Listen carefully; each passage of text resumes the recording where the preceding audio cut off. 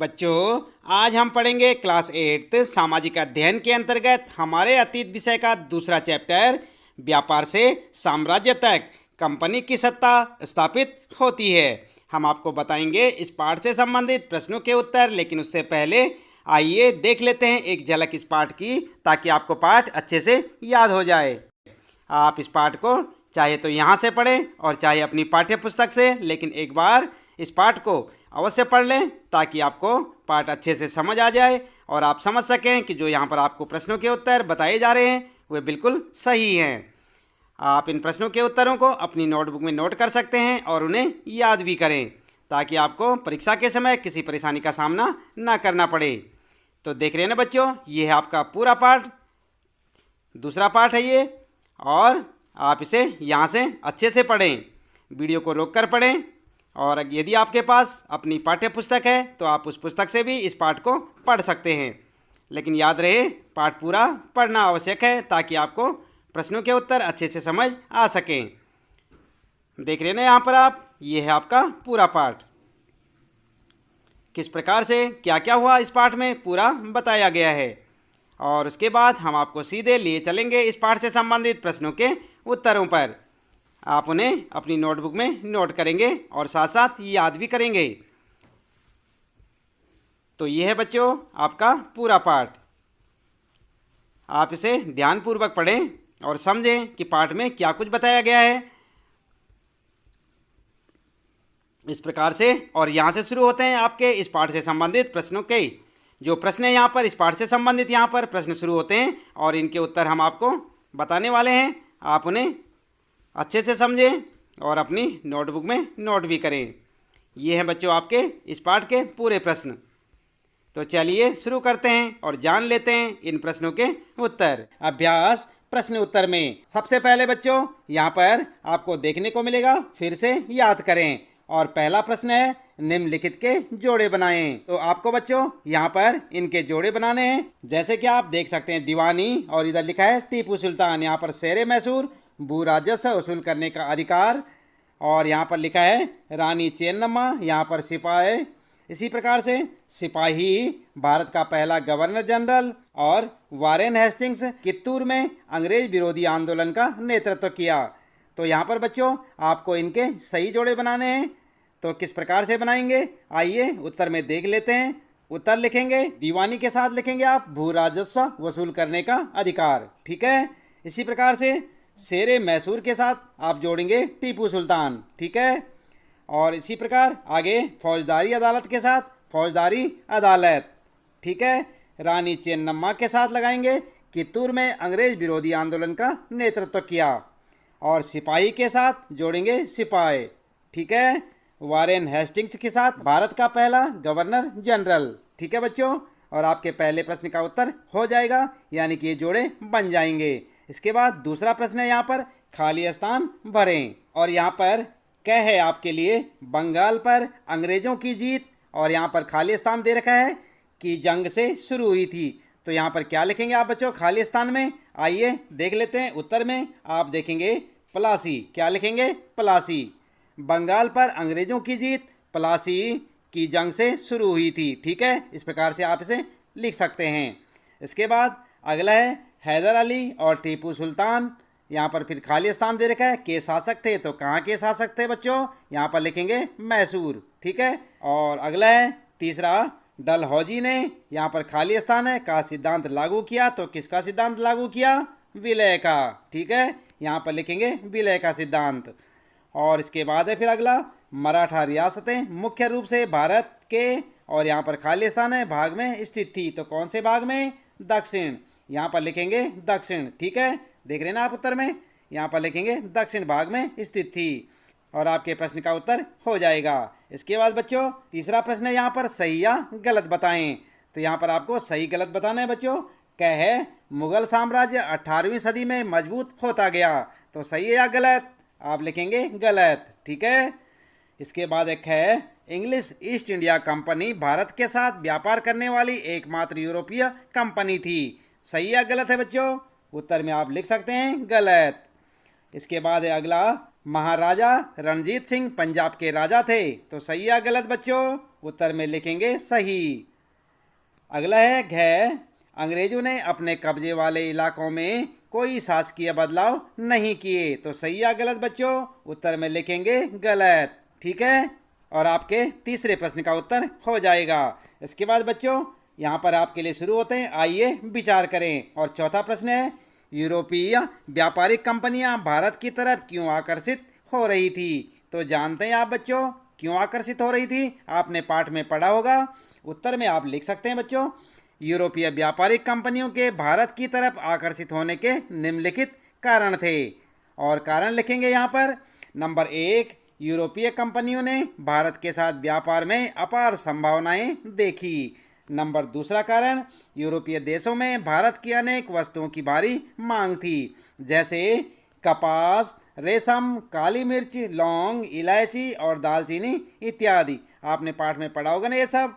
इसके बाद तीसरा लिखेंगे, वे भारत में कम कीमत पर सामानों की खरीद कर वापस यूरोप जाकर उन्हें ऊंची कीमतों पर बेच सकते थे। ठीक है बच्चों, इन्हीं व्यापारिक संभावनाओं के कारण यूरोपीय कंपनियां भारत की ओर आकर्षित हो रही थी। आई बात समझ में? इसके बाद पांचवा प्रश्न है, बंगाल के नवाबों और ईस्ट इंडिया कंपनी के बीच किन बातों पर विवाद थे? तो जानते हैं आप बच्चों? उत्तर में आप लिख सकते हैं, बंगाल के नवाबों और कंपनी के बीच विवाद के कारण। और हेडिंग डालकर लिखें, नंबर 1, नवाबों ने कंपनी को छूट देने से मना कर दिया था। नंबर 2, नवाबों ने कंपनी को व्यापारिक अधिकार देने के लिए बहुत अधिक धनराशि की मांग की। नंबर 3 लिखेंगे, नवाबों ने कंपनी को सिक्का ढालने का अधिकार देने से भी मना कर दिया। अगला लिखेंगे नंबर 4, नवाबों ने कंपनी पर टैक्स यानी कि कर अदा नहीं करने के साथ साथ अपमानजनक पत्र लिखने का आरोप भी लगाया। अगला लिखेंगे 5वां, कंपनी ने भी नवाबों पर निम्नलिखित आरोप लगाए कि नवाबों के स्थानीय अधिकारी कंपनी के व्यापार को नष्ट कर रहे हैं, कंपनी को अधिक टैक्स देना पड़ रहा है, कंपनी को किलाबंदी के विस्तार व पुनर्निर्माण की अनुमति नहीं दी जा रही है। ठीक है, इस प्रकार से आप लिख सकते हैं अपने पांचवें प्रश्न का उत्तर। छठा प्रश्न है बच्चों, दीवानी मिलने से ईस्ट इंडिया कंपनी को किस तरह फायदा पहुंचा? तो जानते हैं आप बच्चों किस तरह फायदा पहुंचा कंपनी को? उत्तर में आप लिख सकते हैं, दीवानी मिलने से कंपनी को फायदा। और हेडिंग डालकर लिखें बच्चों डैश करके। नंबर 1, दीवानी मिलने के कारण कंपनी को बंगाल के विशाल राजस्व संसाधनों पर नियंत्रण मिल गया। नंबर 2, कंपनी भारत से ज़्यादातर वस्तुएं ब्रिटेन से लाए गए सोने चांदी के बदले खरीदती थी, लेकिन अब उसे ब्रिटेन से सोना चांदी लाने की आवश्यकता ही नहीं रही। तीसरा लिखेंगे, अब कंपनी भारत से होने वाले लाभ से अपने खर्च चला सकती थी, जैसे सूती रेशमी कपड़ा खरीदना, अपनी सेना के खर्चे की पूर्ति करना और कलकत्ता में किले और दफ्तरों के निर्माण का खर्चा उठाना इत्यादि। ठीक है, और फिर आता है आपका 7वां प्रश्न है बच्चों, east India company Tipu Sultan को खतरा क्यों मानती थी? तो आपने पढ़ा था ना पाठ में टीपू सुल्तान के बारे में, तो क्यों खतरा मानती थी बच्चों कंपनी इसको? तो क्या लिखेंगे उत्तर में? उत्तर में आप लिख सकते हैं, टीपू सुल्तान को कंपनी द्वारा खतरा मानने के कारण।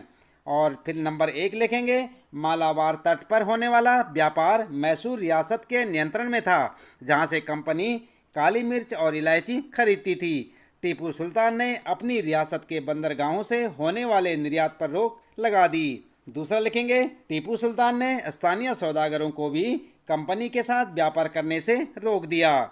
तीसरा लिखेंगे, टीपू सुल्तान ने भारत में रहने वाले फ्रांसीसी व्यापारियों से घनिष्ठ संबंध स्थापित किए और उनकी मदद से अपनी सेना का आधुनिकीकरण किया। ठीक है, और आपके 7वें प्रश्न का उत्तर हो जाएगा। 8वां प्रश्न है बच्चों, सब्सिडियरी अलायंस यानी सहायक संधि व्यवस्था की व्याख्या करें। तो जानते हैं आप क्या है ये सहायक संधि बच्चों? नहीं जानते? उत्तर में आप लिख सकते हैं। सबसे पहले लिखेंगे सहायक संधि का अर्थ, और यहाँ पर हेडिंग डालकर लिखें, गवर्नर जनरल लॉर्ड वेलेली ने भारत में कंपनी के शासन के विस्तार के उद्देश्य से सहायक संधि को अपनाया था। इसे सहायक संधि इसलिए कहा गया कि जो भी भारतीय शासक इस संधि की शर्तों को मानने के लिए तैयार हो जाता था, कंपनी उसकी सुरक्षा में पूर्ण सहयोग करने का वायदा करती थी। आई बात समझ में? इसके बाद लिखेंगे सहायक संधि की शर्तें, और यहाँ पर हेडिंग डालकर लिखें, नंबर 1, भारतीय शासकों को अपनी स्वतंत्र सेना रखने की इजाज़त नहीं होगी। नंबर 2, जिन शासकों की सुरक्षा का भार कंपनी पर होगा वे इसके लिए कंपनी को शुल्क प्रदान करेंगे। शुल्क नहीं देने की स्थिति में कंपनी दंड के रूप में शुल्क के बराबर राजस्व वसूल वाला क्षेत्र शासक से छीन लेगी। ठीक है बच्चों। तीसरा लिखेंगे, शासक को अपने दरबार में एक अंग्रेज रेजिडेंट रखना होगा जो शासक की गतिविधियों पर नजर रखेगा। आई बात समझ में? इस प्रकार से आप लिख सकते हैं अपने 8वें प्रश्न का उत्तर। 9वां प्रश्न है बच्चों, कंपनी का शासन भारतीय राजाओं के शासन से किस तरह अलग था?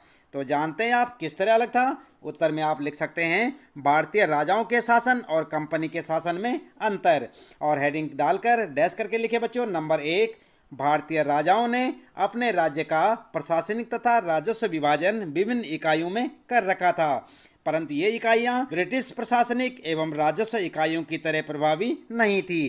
कंपनी ने प्रेसिडेंसी के रूप में एक नई प्रशासनिक इकाई बनाई थी जिसका शासन गवर्नर के पास होता था। नंबर 2 लिखेंगे, कंपनी द्वारा पुलिस तथा राजस्व व्यवस्था में काफ़ी सुधार किया गया था, जबकि भारतीय शासकों द्वारा पुलिस तथा राजस्व व्यवस्था को सुधारने के लिए किसी भी प्रकार का प्रयास नहीं किया गया। अगला लिखेंगे नंबर 3, भारतीय राजाओं के शासन में न्यायिक व्यवस्था प्रभावी नहीं थी। एक ही तरह की अदालत दीवानी तथा फौजदारी दोनों तरह के मुकदमों की सुनवाई करती थी, जबकि अंग्रेजों ने एक आधुनिक एवं विकसित न्यायिक व्यवस्था स्थापित की थी। प्रत्येक जिले में अलग अलग दीवानी व फौजदारी अदालतें स्थापित की गई थी। ठीक है बच्चों। फिर इसके बाद शुरू होता है आपका 10वां प्रश्न, कंपनी की सेना की संरचना में आए बदलावों का वर्णन कीजिए। तो क्या बदलाव आए बच्चों? उत्तर में आप लिख सकते हैं कंपनी की सेना में आए संरचनात्मक बदलाव। हेडिंग डालकर लिखेंगे। नंबर 1, कंपनी ने पैदल और घुड़सवार सिपाहियों की जगह पेशेवर सैनिकों की भर्ती की। नंबर 2, कंपनी ने सैनिकों को यूरोपीय शैली में नई युद्ध तकनीक से प्रशिक्षित किया। तीसरा लिखेंगे, कंपनी ने अपने सैनिकों को आधुनिक हथियारों जैसे मस्केट तथा मैचलेस आदि से लैस किया। ठीक है। चौथा लिखेंगे, कंपनी ने सेना में यूरोपीय सैनिकों की संख्या बढ़ा दी तथा सेना के महत्वपूर्ण स्थान जैसे तोपखाना, टैंक इत्यादि पर यूरोपीय सैनिकों को नियुक्त किया गया। अगला लिखेंगे नंबर 5, सेना में यह भावना जगाई कि उनका कोई धर्म जाति नहीं है, वह केवल सैनिक हैं। ब्रिटिश साम्राज्य के प्रति वफादारी रखना उनका कर्तव्य है। ठीक है बच्चों।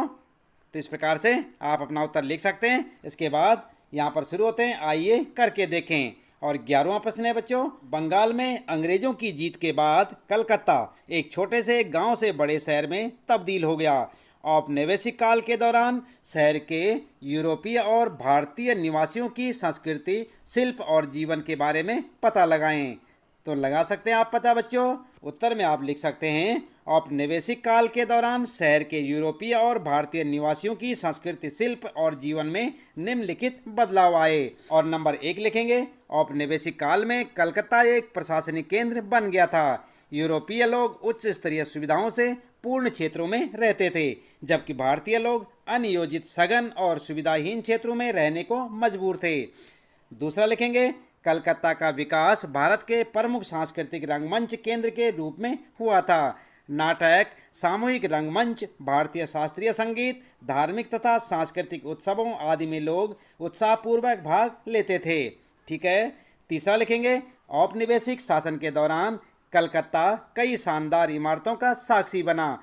इसमें मिस्री, रोमन, प्राच्य तथा भारतीय मुस्लिम कलाकृतियों का उपयोग किया गया।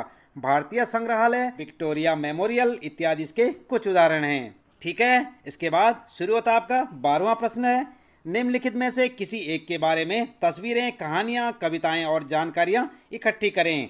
झांसी की रानी, महादेव जी सिंधिया, हैदर अली, महाराजा रणजीत सिंह, लॉर्ड डलहौजी या आपके इलाके का कोई पुराना शासक।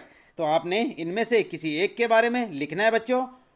तो क्या लिखेंगे? उत्तर में आप लिख सकते हैं, चाहे तो आप अपने हिसाब से लिखें और चाहे ऐसे लिखें। यहाँ पर आपको बता रहे हैं महाराजा रणजीत सिंह के बारे में। तो सबसे पहले आप लिखेंगे महाराजा रणजीत सिंह और हेडिंग डालकर लिखें, महाराजा रणजीत सिंह का जन्म पंजाब के राज परिवार में हुआ था। उन्हें 1801 में पंजाब का महाराजा घोषित किया गया।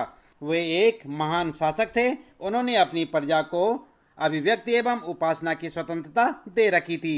उन्होंने सभी धर्मों का सदैव सम्मान किया। ठीक है बच्चों, तो इस प्रकार से आप लिख सकते हैं महाराजा रणजीत सिंह के बारे में। तो बच्चों, इस प्रश्न के साथ ही इस पाठ से संबंधित प्रश्नों के उत्तर यहाँ पर समाप्त होते हैं। उम्मीद है कि आपको अच्छे से समझ आए होंगे।